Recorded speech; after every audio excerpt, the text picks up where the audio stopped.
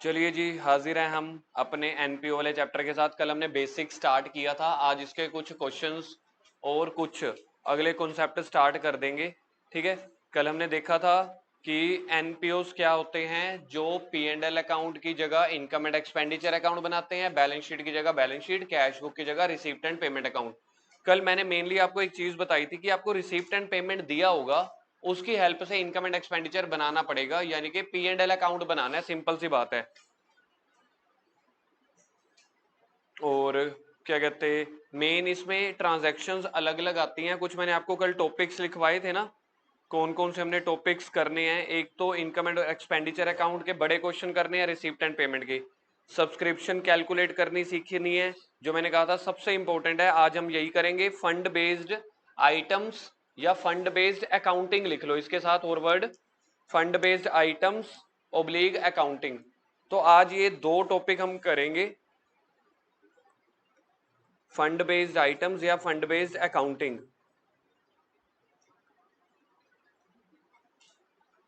तो ये वाले टॉपिक्स हम करेंगे। सब्सक्रिप्शन बिजनेस के लिए, एनपीओ के लिए इनकम होती है, सैलरी एक्सपेंस होता है। इन दोनों की ट्रीटमेंट सेम है। तो मोर और लेस आज हमारा टॉपिक नंबर इसके हिसाब से 3, 4, 5 हो जाएगा। लेकिन ये टॉपिक करने से पहले हमें बहुत सारे पहले कॉन्सेप्ट बिल्ड करने पड़ेंगे। क्या क्या कॉन्सेप्ट? जैसे हमने पिछला चैप्टर किया था फाइनेंशियल स्टेटमेंट, उसमें कॉन्सेप्ट क्या था? कौन से एक्सपेंस है, कौन सी इनकम है, कौन सी एसेट है, लाइबिलिटी है, कौन से ट्रेडिंग अकाउंट में आएंगे, कौन से पी एंड एल अकाउंट में, कौन से मैन्युफैक्चरिंग में। वो सारी चीजें हमने पढ़ी थी, तब जाके क्वेश्चन स्टार्ट हुए थे। सेम आज भी ऐसे ही होने वाला है। कल हमने इलस्ट्रेशन नंबर 1 कर ली थी, जहां पे रिसिप्ट और पेमेंट बनाना था। इनकम एंड एक्सपेंडिचर का मेन मीनिंग देख लिया था, जहां पे दो मेन पॉइंट थे इनकम और एक्सपेंडिचर अकाउंट में। रेवेन्यू नेचर की आइटम्स आएंगी और करंट ईयर की आइटम्स आएंगी। पास्ट और फ्यूचर को हटाना है। रिसिप्ट एंड पेमेंट में ये देखना है कि करंट ईयर में कितना मिला, चाहे पास्ट का हो, करंट का हो, फ्यूचर का हो, ये कोई मतलब नहीं होता जी। ठीक है, कोई मैटर नहीं करता। तो मेनली रेवेन्यू जो इनकम एंड एक्सपेंडिचर है वो एक्रूअल बेसिस के हिसाब से बनता है। फिर रिसिप्ट पेमेंट और इनकम एंड एक्सपेंडिचर में डिफरेंस हमने देख ही लिया था। इलस्ट्रेशन नंबर 2 हमारी हो गई थी। कल हमने इलस्ट्रेशन 2 में ना इनकम और एक्सपेंडिचर अकाउंट तो देख लिया था, अकाउंट बनाने नहीं सीखे। अकाउंट बनाने अभी मैं सिखाऊंगा भी नहीं, आखिरी में सिखाऊंगा। ठीक है, लास्ट वाले दिन पे जितने भी अकाउंट्स वाले हमारे क्वेश्चंस होंगे। जैसे अब यहाँ पे है ना सैलरी वाला अकाउंट बनाओ, हम अकाउंट नहीं बनाएंगे, पहले मैं आपको चीजें बनाऊंगा दूसरे वाली फाइनेंशियल स्टेटमेंट वाली। अब आ जाओ बैलेंस शीट में। बैलेंस शीट में कैपिटल को कैपिटल फंड के नाम से पुकारेंगे। बैलेंस शीट में सारी चीजें वही हैं, एसेट और लाइबिलिटी, कुछ नया नहीं है। अब आई है जी मेन चीज, लिखो जी, वेरी वेरी वेरी इंपॉर्टेंट। हो सकता है कॉपी पे एक एक लाइन में या उसके छोटे छोटे टाइटल्स लिखते जाना तो ज्यादा बढ़िया है। ठीक है, कॉपी पे लिखो accounting treatment of special items. तो स्पेशल आइटम्स की क्या ट्रीटमेंट होने वाली है? Accounting treatment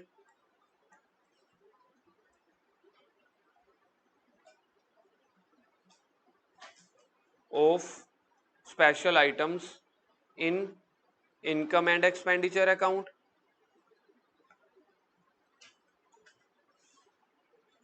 and balance sheet. कौन सी आइटम इनकम और एक्सपेंडिचर अकाउंट की है, कौन सी बैलेंस शीट है? मुझे आप बताओ, जब हम फाइनेंशियल स्टेटमेंट में सेल करते थे तो सेल कहां पे रिकॉर्ड होता था, पी एंड एल में या बैलेंस शीट में?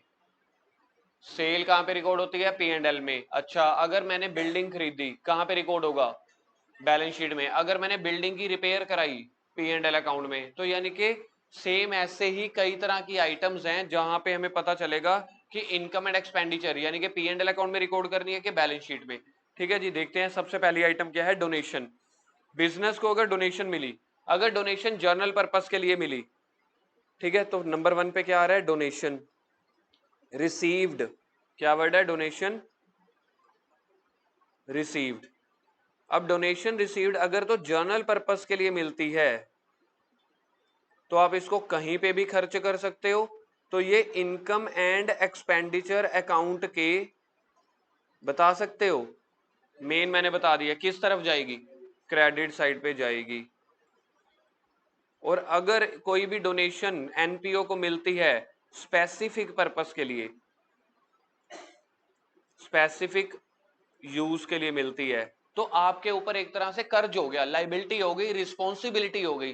तो रिस्पॉन्सिबिलिटी है, फिर ये बैलेंस शीट में जाएगी, फिर ये बैलेंस शीट में लाइबिलिटी साइड पे जाएगी, ये बात याद रखना। डोनेशन, ठीक है, पढ़ के देखते हैं आगे। सर अगर कुछ ना लिखा हो तो देखते हैं बीच में क्या लिखते हैं ये लोग, आ जाओ। These may have been raised either for meeting some revenue or capital expenditure, those intended income and expenditure account, but कह रहे हैं अगर तो किसी पर्पस के लिए नहीं मिली तो डायरेक्टली अगर बता ही दिया कि भाई हम आपको डोनेशन दे रहे हैं, इससे आप ना साल का खर्चा कर लेना, तो इनकम एंड एक्सपेंडिचर अकाउंट में, यानी कि P&L अकाउंट में। अगर किसी स्पेसिफिक पर्पस के लिए मिली है, declared with the specific intention, तो वो स्पेशल फंड अकाउंट में जाएगी, कैपिटल फंड अकाउंट में। तो उसको कहां पे करना पड़ेगा, डिस्क्लोज करना पड़ेगा सेपरेटली, और वो जाएगी बैलेंस शीट में। The fund is strictly applicable to the amount collected for a specific purpose, these are invested. मतलब अगर किसी स्पेसिफिक पर्पस के लिए मिली तो कहां पे जाएगी, बैलेंस शीट में। अगर किसी स्पेसिफिक पर्पस के लिए नहीं मिली तो कहां पे चली जाएगी, P&L अकाउंट में। दूसरा, एंट्रेंस फीस या admission fees, such fees which are payable by member on admission to club are normally consider as capital receipt, और कहां पे चली जाएगी, कैपिटल फंड में। कैपिटल फंड का मतलब होता है बैलेंस शीट की लाइबिलिटी साइड। तो अगर आपको एंट्रेंस फीस मिली है, this is because these do not give rise to special obligation towards member, this annual subscription, nevertheless amount is small, mentioned in the cover, this treatment depend upon the silent। बस entrance fees या admission fees, आ जाओ point number 2 पे। अगर आपको entrance fees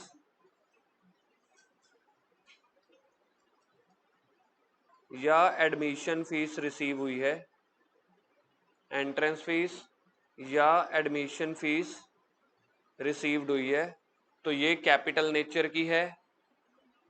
ये क्या है, capital nature की।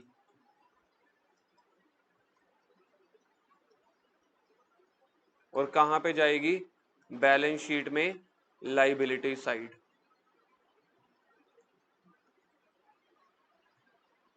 ठीक,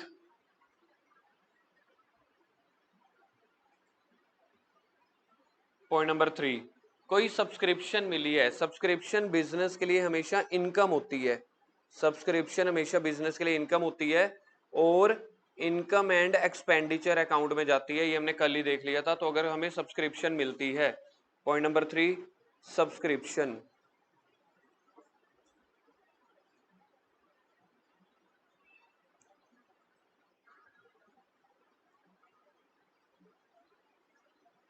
कहां पे जाएगी, इनकम एंड एक्सपेंडिचर अकाउंट में। अब ध्यान से देखो मैं क्या बना रहा हूं, इनकम एंड एक्सपेंडिचर अकाउंट। चलो जी, काम की बात शुरू हुई पहली बार। इनकम और एक्सपेंडिचर अकाउंट का फॉर्मेट वही सेम, P&L अकाउंट वाला, कोई भी चेंज नहीं है। रिसीव्ड हुई है, और इनकम और एक्सपेंडिचर अकाउंट बनता है एक्रूवल बेसिस से। वो कहता है कि मिलनी कितनी चाहिए। अब ध्यान से देखना, सब्सक्रिप्शन रिसीव्ड, फॉर एग्जाम्पल मुझे सब्सक्रिप्शन मिली है पूरे साल की,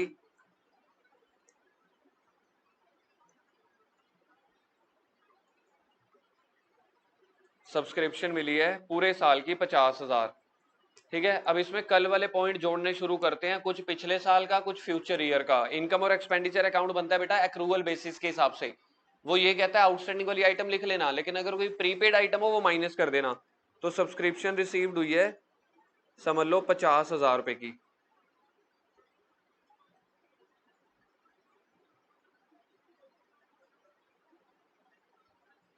अब देखो, ध्यान से देखते चले जाओ, सबसे इंपॉर्टेंट पॉइंट इसमें सबसे पहले ऐड कर दो आउटस्टैंडिंग सब्सक्रिप्शन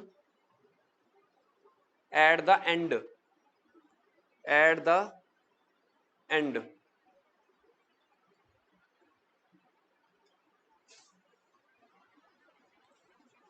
सब्सक्रिप्शन रिसीव्ड हुई है 50,000 पे। जो सब्सक्रिप्शन रिसीव्ड हुई है, ये याद रखना, ये जरूरी नहीं है इस साल की है, किसी का पिछला पैसा पेंडिंग होगा, ठीक है, किसी का इसी साल का पैसा नहीं मिला, कुछ पैसा ये भी होगा जो हमें एडवांस में मिल गया, और एक चीज जो आपने कभी नहीं सोची प्लस 1 2 में, कुछ ऐसा पैसा भी इसमें जुड़ा होगा जो पिछले साल का एडवांस था, सोच के देखो कि आपको ये समझ आपकी यहां तक लेके जाती है। पिछले साल का किसी का पैसा एडवांस होगा या आउटस्टैंडिंग होगा, पिछले साल का आउटस्टैंडिंग है तो ये भी तो हो सकता है उसने इस साल दिया हो। ठीक है, मुझे क्या निकालना है, मुझे अपने इसी साल का सब्सक्रिप्शन अमाउंट निकालनी है, कितनी होनी चाहिए, मिली कितनी है डजेंट मैटर, कितनी होनी चाहिए। इनकम और एक्सपेंडिचर में ये आता है। तो सब्सक्रिप्शन रिसीव हुआ 50,000, इसमें ऐड कर दो आउटस्टैंडिंग सब्सक्रिप्शन, जैसे आप वेजेस में आउटस्टैंडिंग वेजेस ऐड करते हो। तो समझ लो मुझे 8,000 रुपए अभी और मिलना है, 50 मिल गया, 8 और मिलना है, तो मेरी इनकम 58,000 है ना। अब इसमें लेस कर दो आउटस्टैंडिंग सब्सक्रिप्शन। यार क्या इसमें ऐसा नहीं हो सकता जो पिछले साल की किसी के पैसे पेंडिंग हो, उसने मुझे इस साल दिए हो और वो 50,000 में जुड़े हुए हो। अब जैसे यहां पे 8,000 पे मेरे इस साल में पेंडिंग है, इनकम एक्सपेंडिचर अकाउंट कब बनता है, 31 मार्च को, 31 मार्च को पेंडिंग है, तो वो अगले साल देगा, अगले साल फाइनेंशियल ईयर चेंज हो जाएगा, तो यानी कि अगले साल में मुझे कुछ पैसे पिछले साल के भी तो मिलते हैं। क्या बात समझ में आती है? तो इस 50,000 में कुछ पैसा ऐसा है जो बंदों ने पिछले साल दिया नहीं था पिछले साल का, लेकिन अगर वो 50,000 में जुड़ा हुआ है तो उसको हटाना पड़ेगा। क्यों? क्योंकि वो पिछले साल आउटस्टैंडिंग रहा होगा तो पिछले साल ऐड कर दिया होगा। जैसे इस साल आउटस्टैंडिंग 8,000 है तो ये अगले साल मिलेंगे, तो मैंने इस साल में लिखने हैं ना इसको, तो जब अगले साल मिलेंगे तो हटा दूंगा। तो इसको बोलते हैं ओपनिंग सब्सक्रिप्शन। ओपनिंग मतलब पिछले साल का। तो अगर एंडिंग सब्सक्रिप्शन है, क्लोजिंग, तो ऐड करेंगे। ओपनिंग सब्सक्रिप्शन होगी, ओपनिंग सब्सक्रिप्शन यानी कि लास्ट ईयर की जो होगी, लास्ट ईयर की वो माइनस करनी पड़ेगी। कितना माइनस करेंगे? For example 5,000। तो आउटस्टैंडिंग सब्सक्रिप्शन की यही ट्रीटमेंट होती है। क्लोजिंग आउटस्टैंडिंग ऐड हो जाता है क्योंकि इस साल मिलना चाहिए था, ओपनिंग माइनस हो जाएगा क्योंकि इस साल मिला है लेकिन है पिछले साल का, तो जिस साल का है उस साल में लिखो। अब इसमें एक और लेस करो, एडवांस सब्सक्रिप्शन, प्रीपेड वाली एडवांस सब्सक्रिप्शन। क्या आप लोगों का देखना इतना समझ में आ जाएगा? एडवांस सब्सक्रिप्शन क्लोजिंग या ओपनिंग, क्या आप इस बात को समझ पाओगे कि मैं समझाऊं? क्लोजिंग का मतलब होता है इस साल की, मतलब इस साल में 31 मार्च में जो 50,000 मिला हुआ है ना, इसमें 6,000 की रकम किसी ने मुझे अभी से एडवांस दे दी जो अगले साल की है, तो अगले साल की है तो यहां से हटानी पड़ेगी। इसको हम क्या लिखते होते हैं? Advance subscription closing, that is current year की। करंट ईयर के 31 मार्च में मुझे 6,000 रुपया पहले से ही मिल गया भाई, इस साल का नहीं है, अगले साल का है, अगले साल में प्लस करना। अब सोच के देखो, क्या इसमें ऐसा भी तो हो सकता है पिछले साल मुझे किसी ने एडवांस सब्सक्रिप्शन दे दी थी तो पिछले साल मैंने माइनस कर दी होगी, ये सोच के, क्योंकि ये तो नेक्स्ट ईयर को बिलोंग करती है। अब मैं उसी नेक्स्ट ईयर में खड़ा हूं, तो जब मैंने पिछले साल माइनस इसलिए कर दी थी क्योंकि वो इस साल की है, तो इस साल में तो उसको कंसीडर करो, यानी कि ऐड करो। Opening advance subscription,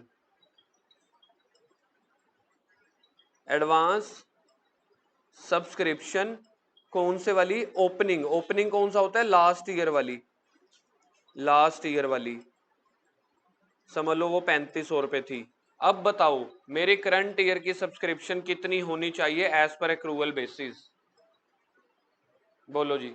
8,000 plus 11,000 minus 3, 47, 50,000, 50,000, 5,000, 500, 50,500, मतलब मिला मुझे 50,000। अगर मैं इस साल का देखूं तो मुझे मिलना चाहिए था 50,500। इसी के साथ बनाओ receipt and payment account, receipt and payment account. Receipt and payment account कहता है कितना मिला कितना गया, बस उतना लिखना। हमें नहीं पता आउटस्टैंडिंग, प्रीपेड, फलाना फलाना, कितना मिल गया, बात खत्म। To subscription received, to subscription received, यहां पे आती है रिसीप्ट। टू सब्सक्रिप्शन रिसीव्ड 50,000, इस साल का है, पिछले साल का है, अगले साल का है, किसी भी साल का है, जिंदगी भर का है, मिला इस साल, तो इस साल के रिसीप्ट एंड पेमेंट में आ जाएगा।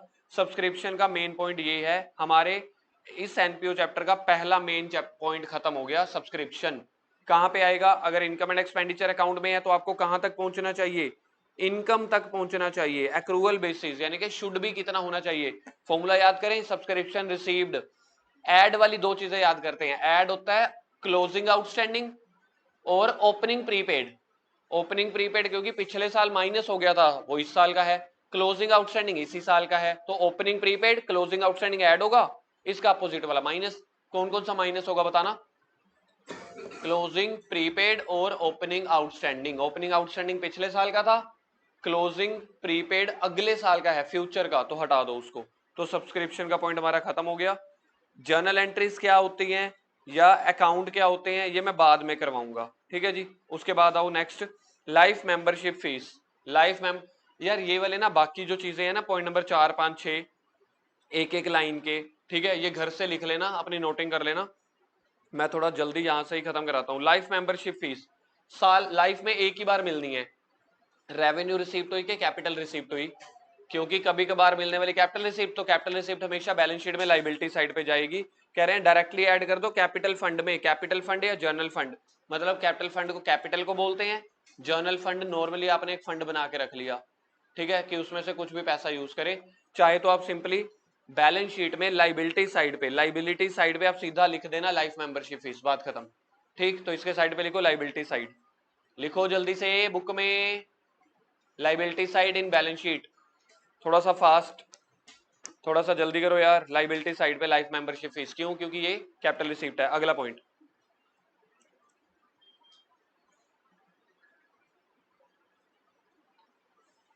Donation, very very very important. अगर कोई स्पेसिफिक डोनेशन मिली है, बंदा कह रहा है भाई साहब मैं तुम्हें पैसे दे रहा हूं बिल्डिंग के लिए ही लगाना, ठीक है, तो स्पेसिफिक के लिए कहां पे जाएगी? इधर आ गया बैलेंस शीट। क्यों? क्योंकि स्पेसिफिक पर्पस है बिल्डिंग ही बनाना, लाइब्रेरी ही खोलना, ठीक है। जर्नल डोनेशन यार हमने आपको दे दिया, अब आप इससे लंगर बांटो, मेंबर को सेवा करो, किसी को करो। तो जर्नल डोनेशन इनकम और एक्सपेंडिचर अकाउंट के क्रेडिट साइड में आएगी, क्योंकि ये इनकम है। स्पेसिफिक डोनेशन लाइबिलिटी है, ये इनकम है, लाइबिलिटी जाएगी बैलेंस शीट में, इनकम जाएगी इनकम एंड एक्सपेंडिचर अकाउंट में। चलें जी आगे, एंट्रेंस फीस। एंट्रेंस फीस ऊपर भी पढ़ा है, कह रहे हैं कैपिटलाइज कर देना। कैपिटलाइज करने का मतलब है बैलेंस शीट में लाइबिलिटी साइड या फिर कैपिटल फंड में। कैपिटल फंड कैपिटल को बोलते हैं, तो मैं हमेशा आपको कहूंगा आप कैपिटल फंड में मत लिखते चले जाना, लाइबिलिटी साइड अलग आइटम लिखते चले जाना। Life membership fees, journal specific donation. आगे legacy, it is the amount received by an organization as per the will of the person after the death of the person।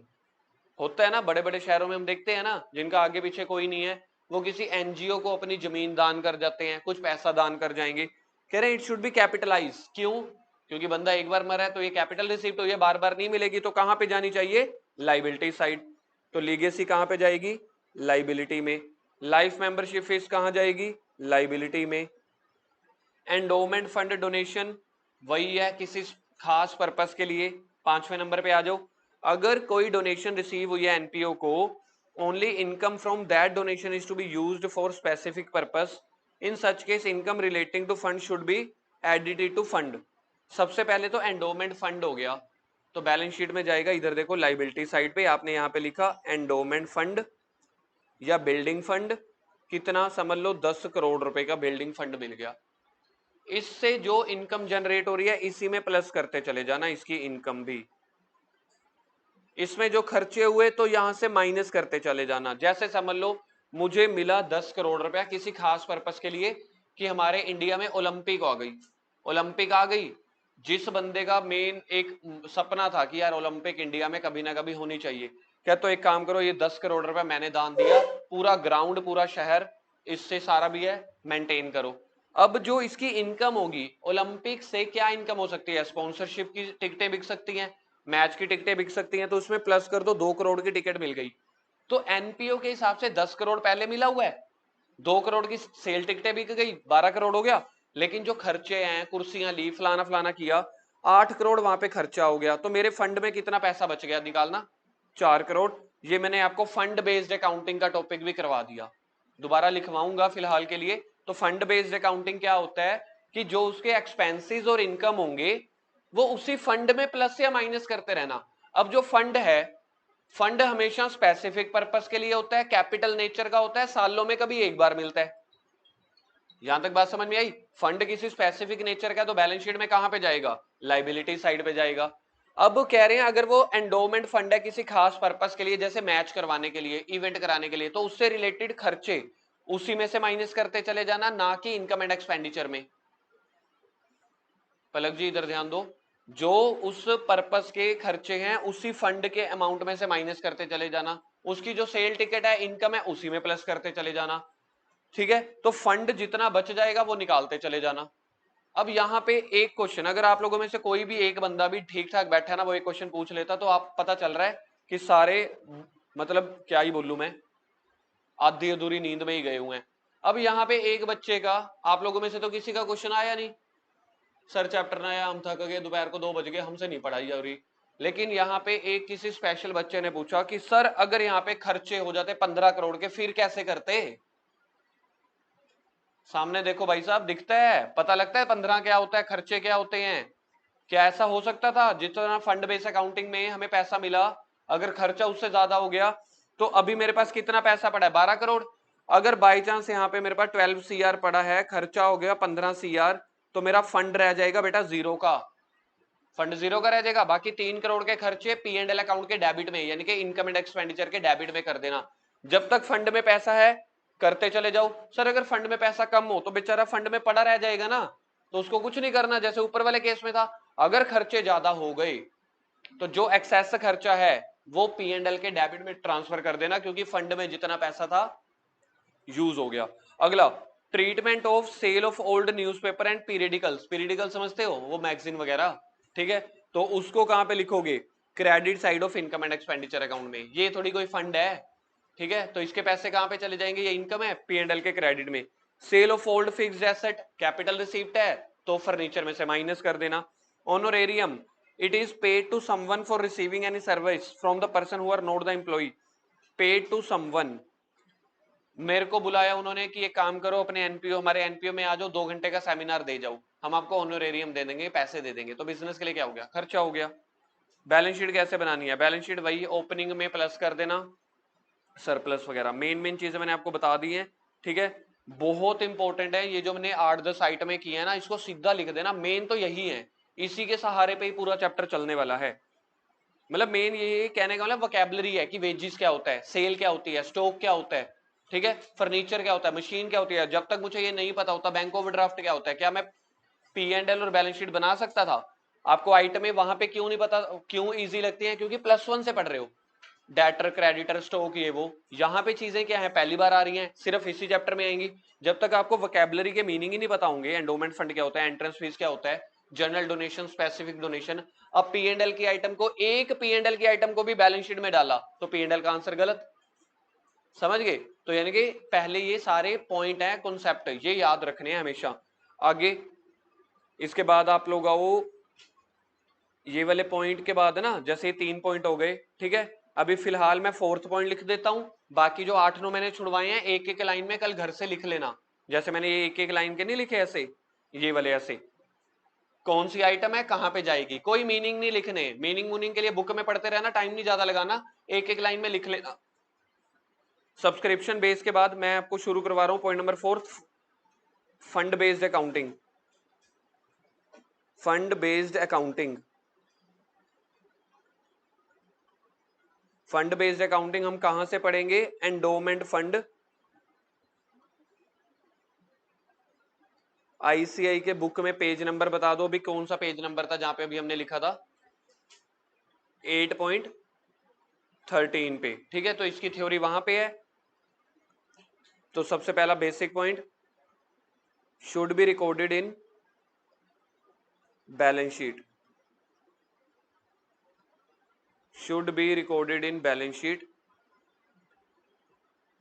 Liability side, ठीक है। देखना ठीक बना रहा हूं मैं बैलेंस शीट की लाइबिलिटी साइड। तो यहां पे मुझे कोई फंड मिला, मैं कोई फंड का नाम लिख देता हूं, जैसे कि बिल्डिंग फंड लिख लो, इन्वेस्टमेंट फंड लिख लो, कुछ भी हो सकता है, ठीक है। Building fund oblique match fund, match fund लिख देते हैं। मैच फंड में ना थोड़ा सा ज्यादा वो होएगा कि सेल टिकटें वगैरह बिक जाती हैं। तो मुझे टोटल फंड मिला भाई 50,000 का, ठीक है। फिर मैंने क्या किया, इसी फंड को जब तक अभी मेरा मैच नहीं होता ना, इसी फंड को मैंने इन्वेस्टमेंट करके रख दिया। क्या ऐसा हो सकता है? आपने एफडी करा के रख ली, क्योंकि मैच है 4-6 महीने के बाद, आपने बोला 6 महीने पैसा पड़ा रहेगा, एफडी करा लो, तो इसी की आपने इन्वेस्टमेंट कर ली। मेरे से बच्चे पूछते होते हैं कि सर ऐसा कैसे हो सकता है, एक आइटम 2 जगह कैसे हो सकती है? यार जब आप कैपिटल इंट्रोड्यूस करते हो, क्या जर्नल एंट्री पास करते हो, बोलना, कैश टू कैपिटल, तो कैश है तो बैलेंस शीट की एसेट साइड जाएगा, कैपिटल है तो लाइबिलिटी साइड जाएगा, तो दो जगह क्या नहीं हो सकता? हो सकता है। तो आपको फंड मिला, तो फंड कहां पे आया होगा? सबसे पहले आया होगा कैश में, और दूसरी तरफ क्योंकि फंड है लाइबिलिटी में, कैश टू कैपिटल हो गया काइंड ऑफ। आपने कैश में से माइनस करके उसकी एफडी करा ली, तो या तो आपके कैश में पैसा पड़ा रहेगा बैंक में, आपने उसकी एफडी करा ली तो उसकी इन्वेस्टमेंट करा ली। यहां तक बात समझ में आती है? अब इनकम्स ऐड करते चले जाओ इस मैच फंड में, और क्या क्या इनकम हो सकती है? एफडी के ऊपर इंटरेस्ट मिलेगा, तो सबसे पहला लिख लो इंटरेस्ट रिसीव्ड। किसी क्वेश्चन में होगा तो किसी क्वेश्चन में नहीं होगा। 12% के हिसाब से 6000, ठीक है। अच्छा जी, फिर आपने मैच करवाना शुरू किया, एडवर्टीजमेंट का पैसा मिल गया या डोनेशन का पैसा मिल गया? एडवर्टीजमेंट का पैसा मिल गया या डोनेशन का पैसा मिल गया? क्या इस मैच फंड में और भी डोनेशन रिसीव हो सकती है? सर बिल्कुल हो सकती है, 20,000 की और डोनेशन हो गई। स्पॉन्सरशिप में लिखवा नहीं रहा, अगर होगी तो कर देंगे। ऐड कर दो सेल ऑफ टिकट्स, ऐड कर दो सेल ऑफ टिकट। 15,000 की मेरी टिकट बिक गई, क्या ऐसा हो सकता है? बिल्कुल हो सकता है। माइनस कर दो मैच के एक्सपेंसेस, खर्चे भी तो होंगे ना, 50,000 के तो सीधा सीधा मैच के खर्चे हो गए। माइनस कर दो कोई एक खर्चा और बता दो जो मैं सुनना चाहता हूं, वही वाला ही। मैं खुद भूल रहा हूं कौन सा सुनना चाहता था, जल्दी बताओ। और खर्चा कौन सा हो सकता है मैच के रिगार्ड में? वो हो गया मैच एक्सपेंस में, और कोई? हाँ जी, हो गया मैच एक्सपेंस में। और प्राइज अवॉर्डेड, लास्ट में जो आप ओनर्स को प्राइज अवॉर्ड करते हो, अगर उसकी ट्रॉफी ट्रॉफी बनाई, कुछ और खर्चा दे दिया, ठीक है, आपने 12,000 के प्राइज बांट दिए। मुझे बताओ क्लोजिंग बैलेंस मैच फंड का बनता है या एक्सपेंसेस ज्यादा हो रहे हैं? क्लोजिंग बैलेंस बच जाएगा ना? कितना? 29। कोई और कंफर्म करे जी? 29,000 आता है। 29,000 का इसको बोलते हैं fund based accounting. Note, note, if expenses are greater than,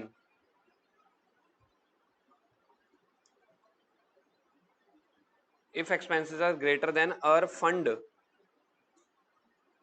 ठीक, एक्सपेंसेस को लेट अस एज्यूम कर लेते हैं। फॉर एग्जांपल एक्सपेंसेस हैं, इसी क्वेश्चन में हमारे खर्चे कितने थे यार वैसे? टोटल 62।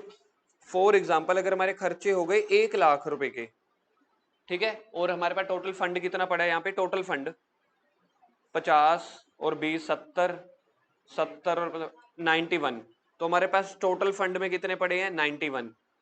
बिल्कुल ठीक लिखा जी मैंने, इक्वेशन चेंज कर दी। नोट नंबर, अगर मेरे एक्सपेंसेस हो गए 1,00,000 के, फंड में कितना पैसा पड़ा है सारा मिला के? 91, देन डेफिसिट 9,000 कहां पे जाएगा?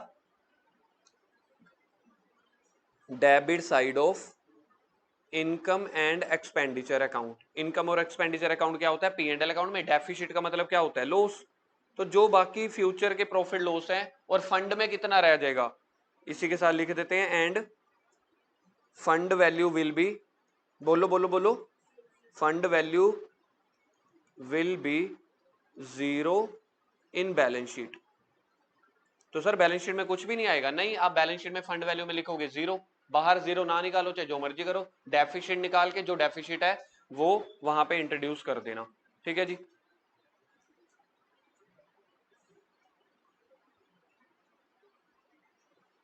लाइफ मेंबरशिप फीस हो गया, डेफिनेशन, ये डोनेशन वगैरह हो गई।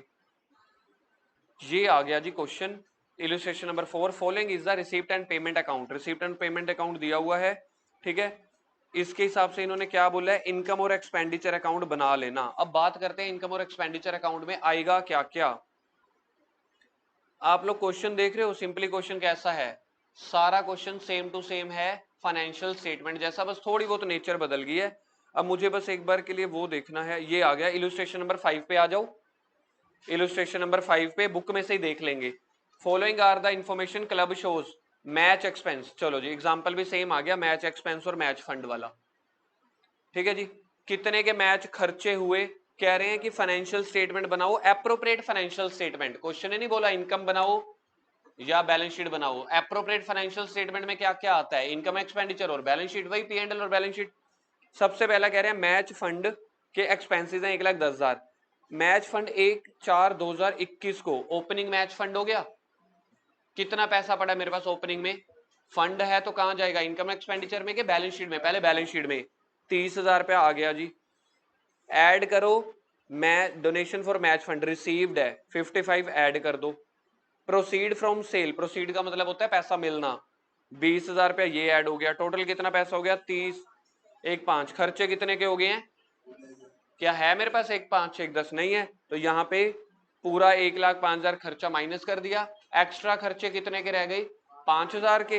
तो कह रहे हैं जो बाकी 5,000 पे रह गए, ये देखो रिमेनिंग एक्सपेंसेस 5,000 कहां पे चले जाएंगे, इनकम एंड एक्सपेंडिचर के डेबिट साइड। तो यहाँ पे साइड पे बनाओ, यहाँ पे साइड पे बनाओ इनकम एंड एक्सपेंडिचर अकाउंट, लिखो to match expenses, to match expenses 5,000।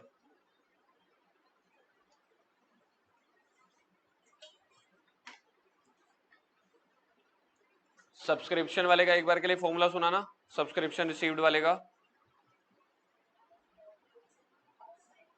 Closing outstanding add हो जाएगा, ओपनिंग माइनस हो जाएगा, ठीक है, closing prepaid minus opening prepaid plus. पढ़ के देखते हैं इलस्ट्रेशन नंबर 6, फिर कर देंगे छुट्टी। कह रहे हैं during the year 31 March 2022 subscription received हुई है 4.5 लाख रुपए की। रिसीव्ड है या इनकम है, ये रिसीव्ड का मतलब अलग होता है, इनकम का मतलब अलग होता है। The subscription include 20,000 for the year ending 31 मार्च 21, तो पिछले साल की हुई। लैंग्वेज पढ़नी पड़ेगी, सब्सक्रिप्शन घुमा देगा, नहीं तो मुश्किल नहीं है, कॉन्सेंट्रेशन चाहिए सिर्फ।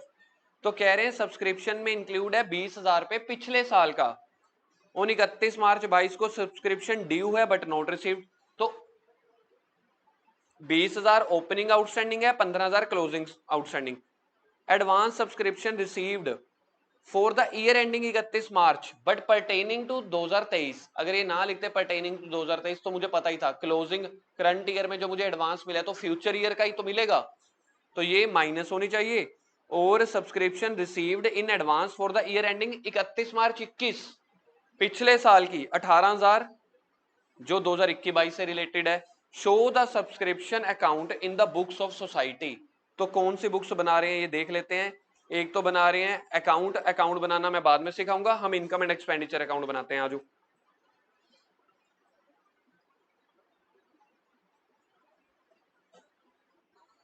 इलस्ट्रेशन नंबर क्या है जी, 6 है कि 5 है, 6।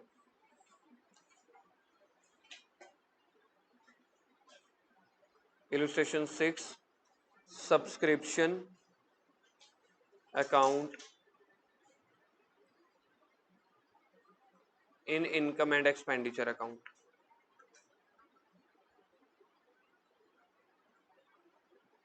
तो डेबिट के लिए ऐसे मरी सी जगह छोड़ देना, क्रेडिट के लिए भरी भरी जगह छोड़ देना, ठीक है जी। सबसे पहले सब्सक्रिप्शन रिसीव्ड,